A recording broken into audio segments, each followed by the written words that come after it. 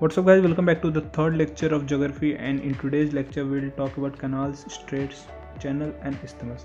तो अगर आप वर्ल्ड मैप देखोगे तो जो कनाल्स, स्ट्रेट और चैनल होते हैं वो ऑलमोस्ट सिमिलर दिखते हैं और इसथमस थोड़ा सा इनसे डिफरेंट कॉन्सेप्ट है। तो ये जो तीन है ना, इनसे डिफरेंस पूछता है आपको और इन पे बहुत सारे क्वेश्चन पूछे जाते हैं। कनाल्स के बारे में तो आपको पता है, स्ट्रेट और चैनल के बारे में अगर नहीं पता है वीडियो को लास्ट तक देखना। और इसथमस भी एक टर्म है, कभी कभी इंटरव्यू में पूछा जाता है। First of all let's talk about canals. तो अगर इसका डेफिनेशन की बात करें तो ये an artificial waterway constructed to allow the passage of boats और शिप इनलैंड और कन्वे वाटर फॉर इरिगेशन।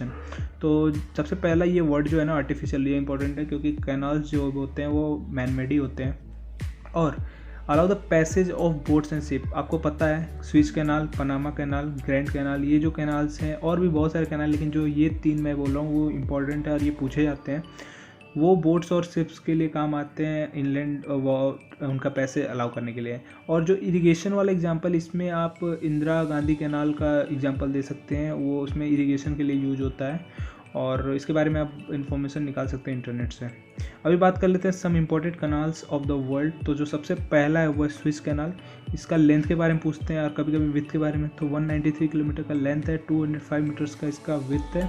और जो इसका कंट्री ऑन की हुई है वो है इजिप्ट। इजिप्ट में ये बना हुआ है, तो ये भी पूछा जाता है किस में है और इजिप्ट किस कॉन्टिनेंट में है, अफ्रीका में, ये भी पूछा जाता है। और ये किसको कनेक्ट करती है, आपको पता है कनाल जो होते हैं वो नैरो वाटर बॉडी होते हैं जो कि दो लार्ज वाटर बॉडीज़ को कनेक्ट करते हैं। तो ये कनेक्ट करता है मेडिटेरेनियन सी और रेड सी को। तो आपको पता है कि कनाल जो होते हैं वो बनाए जाते हैं तो वो लैंड को काट के बनाए जाते हैं।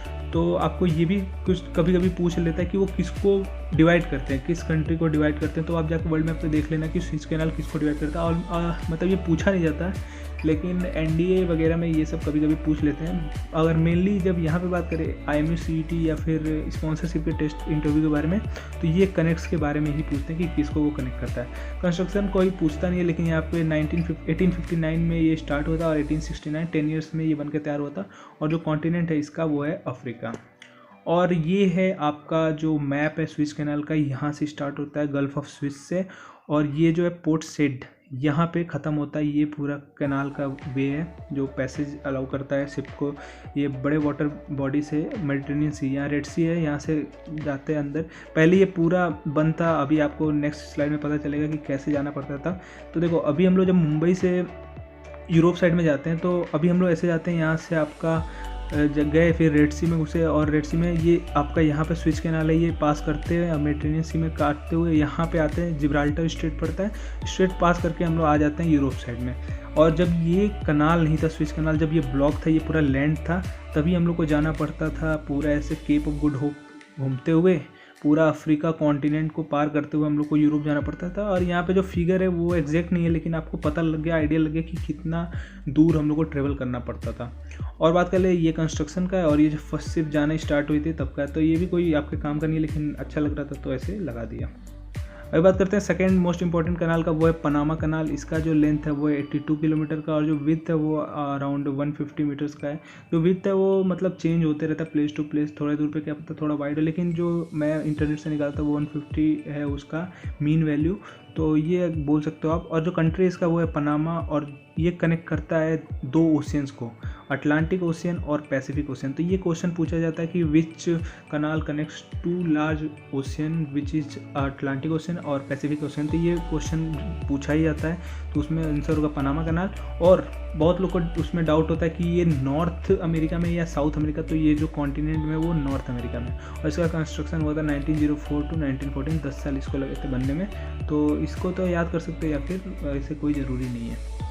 तो अगर मैप की बात करें पनामा कनाल की, तो ये है वो कनाल जो बनाया गया है मैन मेड। और ये कैरेबियन सी जो कि पड़ता है आपका अटलांटिक ओशियन में, और ये गल्फ ऑफ पनामा है जो कि आपका पड़ता है पैसिफिक ओशियन में। तो ये अटलांटिक ओशियन को जोड़ता है पैसिफिक ओशियन से और ये इसका चैनल। अभी बात कर लेते हैं इसका इंपॉर्टेंस क्यों है। तो अभी नेक्स्ट स्लाइड पे जब जाएंगे तो देखेंगे, जब आपको न्यूयॉर्क सिटी मतलब नॉर्थ अमेरिका से ही अगर आपको नॉर्थ अमेरिका में जाना होता था पहले सैन फ्रांसिस्को में, तो आपको ये रूट लेना पड़ता था, पूरा साउथ अमेरिका घूम के जाना पड़ता था। और ये पूरा एग्जैक्ट फिगर नहीं है, लेकिन आप इससे कंपेयर कर सकते हो। यहाँ से आप पनामा कनाल में गए और यहाँ से सैन फ्रांसिस्को पहुँच गए, तो ये जो फिगर है उससे आपको पता लग गया कि ये पनामा कनाल का कितना ज़रूरत था। ये आपका पनामा कनाल है, इसका बहुत ज़्यादा ज़रूरत था। तो ये मतलब बहुत ज़्यादा डिस्टेंस, फ्यूल और मतलब जो भी रिवेन्यू है उसमें बहुत ज़्यादा हेल्प करता है। थर्ड इंपॉर्टेंट कनाल की बात करें तो वो है ग्रैंड कनाल, और इसके बारे में ज़्यादा पूछा नहीं जाता, लेकिन एक दो बच्चों से मैं पता किया तो उनसे पूछा गया, क्योंकि ये थर्ड कनाल यही पूछा जाता है, इसके अलावा कोई कनाल नहीं पूछते हैं, तो इसको भी मैं ले लिया। और इसका लेंथ है वो है 1776 किलोमीटर, और ये लॉन्गेस्ट कनाल है वर्ल्ड का। और जो इसका कंट्री है वो है चाइना, और जो कॉन्टिनेंट है वो है एशिया। अभी इसके मैप की बात कर लें तो ये कनाल यहाँ से स्टार्ट होता है, ये चाइना सी है, यहाँ से स्टार्ट होता है, इंटरनली हैंजाओ से शुरू होता है, और ये इंटरनली बहुत सारे और कैनाल्स इसमें हैं, इनसे होते हुए ये पहुँचता है बीजिंग, जो कि इसका एंड पॉइंट है। तो ये पूरा इसका लेंथ है। सो अभी बात करते हैं one of the most important term, वो है स्ट्रेट के बारे में। तो ये देखो इसमें क्या है, a narrow passage of water connecting two seas और two other large area of water. तो सेम काम इसका भी कनाल्स का है, लेकिन इसमें डिफरेंस ये है, ये नेचुरल होते हैं और वो आर्टिफिशियल होता है। तो इंटरव्यूअर ये पूछता है कि what is difference between canals and straight, तो आप ये बोल सकते हैं कि वो आर्टिफिशियल है और ये नेचुरल है। और चैनल्स की बात कर ले तो ये भी होते हैं length of water wider than a strait joining two larger bodies areas of water specially to sea. Channels होते हैं, जैसे आपने इंग्लिश चैनल का नाम सुना होगा, वो बड़े बड़े दो सीज को कनेक्ट करता है, और जो इनका लेंथ होता है, जो विड्थ होता है, वो वाइडर होता है स्ट्रेट से, या फिर आप बोल सकते हैं कैनाल्स से। सबसे पहले पड़ता है आपका पार्क स्ट्रेट। और देखो स्ट्रेट से रिलेटेड जब भी क्वेश्चन आता है तो वो ये पूछते हैं किसको कनेक्ट करता है, किस टू वाटर बॉडीज़ को, और किस टू लेन को सेपरेट करता है। तो पार्क स्ट्रेट आपको पता है कनेक्ट करता है बे ऑफ बंगाल जो इधर पड़ता है, और पार्क बे, ये आपका पार्क बे है, यहाँ पे इस वाटर बॉडी को आपका बे ऑफ बंगाल से कनेक्ट करता है। और सेपरेट किसको करता है, आपको पता है इंडिया ये पोर्सन है, श्रीलंका ये, तो ये दो जो लैंड है उनको सेपरेट करता है। अभी नेक्स्ट बात कर ले तो वो है मलक्का स्ट्रेट। मलक्का स्ट्रेट भी बहुत इंपॉर्टेंट है, जब इंडिया से आपको चाइना जाना होता है तो ये देखो किसको किसको कनेक्ट करता है, ये कनेक्ट करता है आपका अंडमान सी को और साउथ चाइना सी को। अंडमान सी आपका पड़ता है यहाँ पे इंडिया के पास है, अंडमान एंड निकोबार के पास, और ये आपका साउथ चाइना सी है। तो अगर आपको इसमें जाना है तो अगर ये स्ट्रेट ना होता तो आपको इधर से कहीं जाना पड़ता है या फिर इधर से घूम के जाना पड़ता, बट जब स्ट्रेट ऑफ मलक्का है तो इससे आप यहाँ से जो पैसेज है, नैरो पैसेज, वहाँ से आप जा सकते हैं चाइना में, इधर आप एंट्री ले सकते हैं, और भी बहुत सारी कंट्रीज में आप जा सकते हैं। तो इसलिए जो स्ट्रेट्स होते हैं वो इंपॉर्टेंट होते हैं। और ये सेपरेट किसको करता है, वो करता है इंडोनेशिया को और मलेशिया को। तो ये आपका इंडोनेशिया पड़ जाता है और ये आपको मलेशिया पड़ता है। अभी बात करते हैं थर्ड इंपॉर्टेंट स्ट्रेट के बारे में, वो है आपका बाब अल मंदेब। और इसको आप मतलब अभी जब पूछा जाएगा आपसे कि इंडिया से यूरोप कैसे जाना है, तो आप इसके बिना आंसर दे ही नहीं सकते, क्योंकि ये बहुत इंपॉर्टेंट है। ये कनेक्ट करता है आपका रेड सी से, ये रेड सी आपका पड़ता है, और गल्फ ऑफ एडन को, गल्फ ऑफ एडन और रेड सी को कनेक्ट करता है। और ये रहा आपका बाब अल मंदेब, और जो इनको ये सेपरेट करता है वो है यमन, और ये आपका पड़ता है जिबूती, इसको कहते हैं जिबूती। इन दोनों को ये सेपरेट करता है। तो ये बहुत इंपॉर्टेंट है। अगर आप इंडिया मतलब इंडिया से मुंबई से निकलते हो, अरेबियन सी होते हुए गल्फ ऑफ एडन में आते हो और रेड सी में जाते हो, उससे बीच में आपका ये बाब अल मंदेब पड़ता है, तो इसका नाम लेना बहुत ज़रूरी है। सो अभी बात करते हैं फोर्थ नंबर, वो है कुक स्ट्रेट, जो कि कनेक्ट करता है पैसिफिक ओशियन। आपको पता है ये न्यूजीलैंड जो ऑस्ट्रेलिया के बगल में प्रेजेंट है, ये आपका दो आइलैंड है, ये आपका पड़ता है नॉर्थ न्यूजीलैंड, ये पड़ता है आपका साउथ न्यूजीलैंड। और ये जो बीच में ये सेपरेट होते हैं वो एक स्ट्रेट के थ्रू होते हैं, और वो स्ट्रेट है कुक्स स्ट्रेट। और ये जो ज्वाइन करते हैं ये भी आपका पैसिफिक ओशियन है, और ये भी आपका पैसिफिक ओशियन है। अभी बात करते हैं मोजाम्बिक स्ट्रेट के बारे में और इसके इंपॉर्टेंस के बारे में। तो ये कनेक्ट करता है आपका इंडियन ओशियंस को, आपका इधर पड़ता है अरेबियन सी, और ये भी आपका पड़ता है इंडियन ओशन। तो अरेबियन सी भी आपका इंडियन ओशन में, और नीचे भी आपका इंडियन ओशन है, तो ये इन दोनों कनेक्ट करता है। और इसका इंपॉर्टेंस बात कर ले तो ये सेपरेट करता है मोजाम्बिक और मदागास्कर। तो ये आप मदागास्कर, और ये आपका पड़ता है इधर मोजाम्बिक। तो अभी बात कर ले इसका इंपॉर्टेंस, तो अभी यहाँ ऊपर से जब आप मैप देखोगे तो ऊपर से आपका गल्फ ऑफ एडन से होते हुए जाता है, और आगे रेड सी होते हुए स्विस कैनाल जाता है। तो अभी जब स्विस कैनाल आपका ब्लॉक था, तब जो शिप्स थी वो यहाँ से अंदर गल्फ ऑफ एडन में ना जाके वो मोजाम्बिक चैनल होते हुए केप ऑफ गुड होप होते हुए अफ्रीका को पूरा क्रॉस करते हुए यूरोप की तरफ जाती थी। तो अगर आपने पहले का मेरा अगर मैप देखा होगा, स्क्रीन पे आपके दिख रहा होगा, तो उससे आपको पता लग जाएगा कि पहले लोग ऐसे ही जाते थे जब स्विस कैनाल नहीं था। तो अभी बात करते हैं 6 नंबर, वो है बेरिंग स्ट्रेट, और ये कनेक्ट करता है बेरिंग सी को चुक्सी सी से। तो अगर आप देख रहे हो तो ये आपका अलास्का जो कि पड़ता है नॉर्थ अमेरिका में, और ये आपका पड़ता है रसिया। तो अगर आप गूगल मैप देखोगे तो एशिया का पार्ट रसिया ऐसे कुछ मतलब पीछे के साइड में जब देखोगे मैप पे, इंडिया के पीछे साइड में जब देखोगे पूरा, क्योंकि अर्थ गोल है, तो ये आपका रसिया है, और कुछ ऐसे मतलब पास से नॉर्थ अमेरिका है। तो जो ये बीच में जो पैसेज है वाटर का, इसको कहते हैं बेरिंग स्ट्रेट। ये जो पैसेज है वो यही बेरिंग स्ट्रेट है, जो कि आपको अलास्का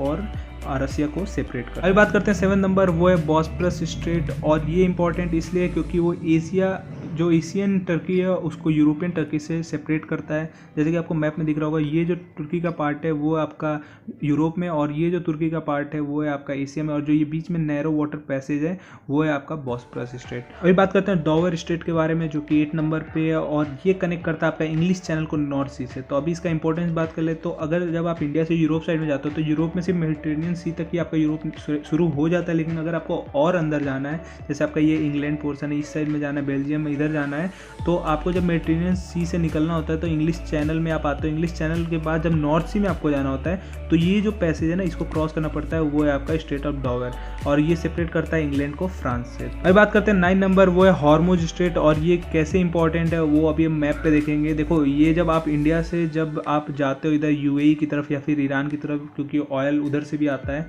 तो जब इधर आप जाते हो तो आपको जाना पड़ता है गल्फ ऑफ ओमान और फिर पर्शियन गल्फ में एंट्री लेना था।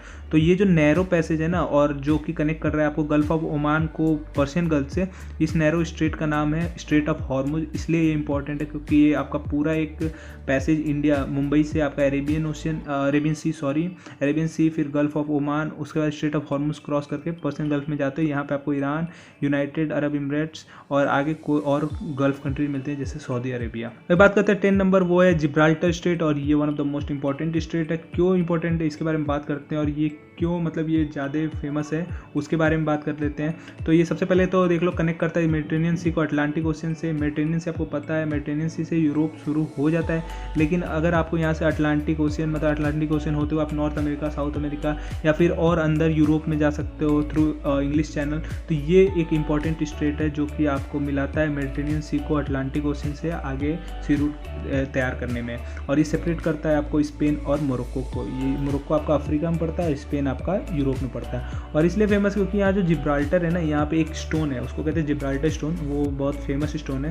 तो अगर आपका अगर पैसेज वहाँ से जाता है तो आपको वो भी देखने को मिल जाता है। अब बात करते हैं इंग्लिश चैनल के बारे में, जो कि one of the most important channel है, और इसके मैप को भी देखेंगे और समझेंगे क्या ये करता है। तो ये देखो, सबसे पहले ये तो एक पार्ट है अटलांटिक ओशियन का, ये आपको यहाँ से क्लियर हो गया। और ये सेपरेट करता है सदर्न इंग्लैंड को नॉर्दर्न फ्रांस से, और लिंक करता है southern part of North Sea by Strait of Dover. तो अभी वो हम लोग मैप के थ्रू समझेंगे। और ये चीज़ याद रख लो, it is the busiest shipping area in the world. जैसे कि आपको पता है अटलांटिक ओशन बिजिएस्ट ओशन है, वैसे ये बिजिएस्ट शिपिंग एरिया है पूरे वर्ल्ड का। अभी मैप के थ्रू समझते हैं।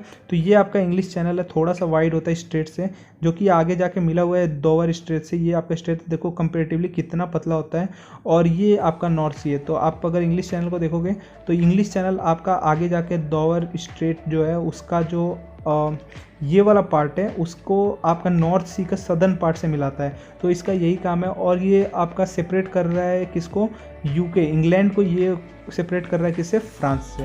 बात करते हैं नॉर्थ चैनल के बारे में, जो कि एक और इंपॉर्टेंट चैनल है, ज़्यादा पूछते नहीं है लेकिन इसके बारे में इसलिए पढ़ रहे हैं क्योंकि हम लोग को आगे सी रूट पढ़ना है। तो ये कनेक्ट करता है आपका आयरिश सी से अटलांटिक ओशन को, और सेपरेट करता है आयरलैंड को इंग्लैंड से। और इनका अगर मैप से देखा जाए तो ये आपका नॉर्थ चैनल है, ये आपका यूके स्कॉटलैंड है, और ये आपका आयरलैंड है। तो ये ऐसे कुछ सेपरेट करता है दोनों लैंड को, और कनेक्ट करता है आयरिश सी को अटलांटिक ओशन से। इन सबको आप समझने के लिए आप गूगल मैप इंस्टॉल करके वहाँ पे आप मैप पे देख सकते हो, तो आपको प्रॉपर समझ में आ जाएगा कब स्ट्रेट, चैनल और कनाल्स कौन से जगह पे है। तो यहाँ से आपको पता लग सकता है। सो अभी बात करते हैं इस्तेमस के बारे में, जो कि इस वीडियो का लास्ट टॉपिक है। तो ये भी कभी कभी इंटरव्यू में पूछ लेते हैं, और इसके बारे में अगर डिफिनीशन बात कर ले तो इसका ये डिफिनीशन है, नैरो स्ट्रिप ऑफ लैंड। एक ये लैंड का स्ट्रिप है, अभी तक जो हम लोग पढ़ रहे थे वो नैरो पैसेज ऑफ वाटर पढ़ रहे थे। ये लैंड का स्ट्रिप है जो कि दो वाटर बॉडी को सेपरेट करता है, और दो लैंड जो लार्ज एरिया ऑफ लैंड को ये कनेक्ट करता है। तो अगर थोड़ा बहुत आपको आइडिया लग गया होगा हम लोग किसकी बात करना चाहते हैं, तो अब मैप देखते हैं। ये आपका पड़ता है नॉर्थ अमेरिका, और ये पड़ता है आपका साउथ अमेरिका, और ये दोनों लैंड के थ्रू कनेक्टेड हैं, जो कि लैंड है वो आपका पनामा। इसीलिए आपका पनामा कनाल भी यहाँ पे इंपॉर्टेंट है, और पनामा जो सिटी है या फिर पनामा कंट्री है, जो भी बोल लो, वो भी बहुत ही इंपॉर्टेंट है। तो ये पनामा के बारे में मतलब जानना बहुत ज़रूरी है, इस्तेमस भी है, और ये पनामा कनाल भी इसमें से आता है, वो भी बहुत इंपॉर्टेंट है। किसको सेपरेट करता है, किसको मिलाता है, ये सब मतलब पनामा के बारे में आपको आना चाहिए। तो बस इस वीडियो में इतना ही, ये वीडियो ख़त्म हुआ। इसके वीडियो बाद हम लोग बात करेंगे सी रूट्स के बारे में, क्योंकि सी रूट के अंडर में जितने टॉपिक आने वाले थे, स्ट्रेट्स, ओशंस, ये सब हम लोगों ने कवर कर लिया है अपने पिछले 2 वीडियो में। और पिछला वीडियो नहीं देखा तो वो भी देख लेना, तभी आपको सी रूट समझ में आएगा। तो अगर वीडियो अच्छी लगे तो लाइक कर देना, अगर कोई डाउट रहेगा तो कमेंट सेक्शन में पूछ सकते हो, वहाँ पे मैं आंसर दे दूँगा। और चैनल को सब्सक्राइब कर देना for further more interesting videos.